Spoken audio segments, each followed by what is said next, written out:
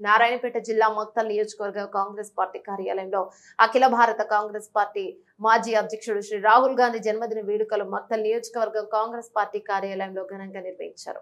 Congress party నాయకులు కార్యకర్తల సమక్షంలో మక్తల్ నియోజకవర్గ శాసనసభ్యులు వాకిటి శ్రీహరి చేతుల మీదుగా కేక్ కట్ చేస్తూ స్వీట్లు పంపిణీ చేశారు. అనంతరం స్థానిక ప్రభుత్వ ఆసుపత్రిలో రోగులకు పండ్లు మరియు బెడ్లు పంపిణీ చేశారు. కార్యక్రమాన్ని ఉద్దేశిస్తూ ఎమ్మెల్యే ప్రసంగిస్తూ భారతదేశ ఏకత్వాన్ని ఐక్యతను చాటి చెప్తూ భారత్ జోడో యాత్రను ప్రారంభిస్తూ కన్యాకుమారి నుండి కాశ్మీర్ వరకు రెండో విడత భారత్ న్యాయ యాత్ర పేరుతో మణిపూర్ నుండి మొదలుకొని ముంబై వరకు భారత్ జోడో యాత్రను చేపట్టడం జరిగింది.